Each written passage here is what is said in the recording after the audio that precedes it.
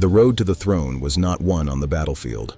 It was won in the wilderness, through alliances, patience, and the downfall of others.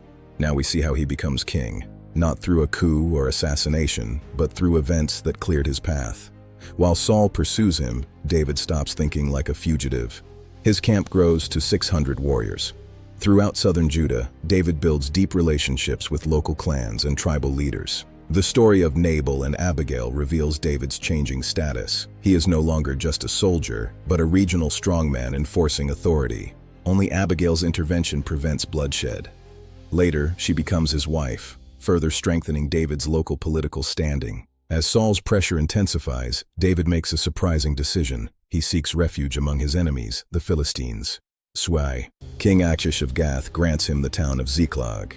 Politically, this is a dramatic moment. David finally controls his own territory.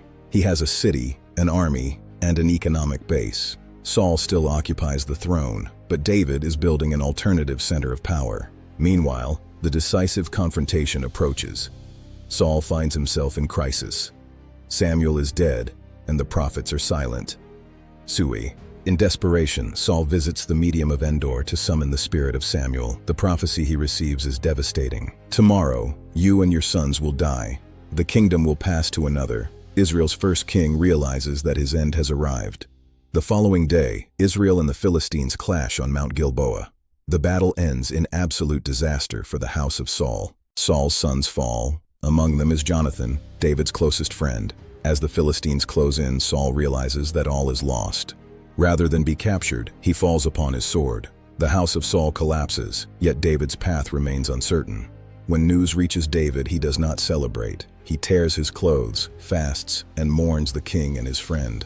In his famous lament, he cries, "How the mighty have fallen." In doing so, David gains even greater legitimacy in the eyes of Israel. After Saul's death, David travels to Hebron. There, the men of Judah anoint him as their king. But Israel remains divided. Abner, Saul's commander, installs Ish-bosheth as king over the northern tribes. Two centers of power emerge. Over the following years, David grows stronger. Abner, the most powerful man in the north, decides to defect and support David. The path to unity appears open. But then disaster strikes. Joab murders Abner, creating a dangerous political crisis for David. Once again, David publicly distances himself from the violence. The people become convinced that David was not responsible. Without Abner, Ish-bosheth's kingdom collapses. Two commanders assassinate him while he sleeps and bring his head to David. Instead of a reward, David executes them. The message is clear: David will not accept a throne delivered through assassination. Now there is no heir left from Saul's house. The elders of Israel come to Hebron to acknowledge David as their true leader. After years of exile and war, they anoint him king over all Israel. David finally achieves his goal of a united kingdom.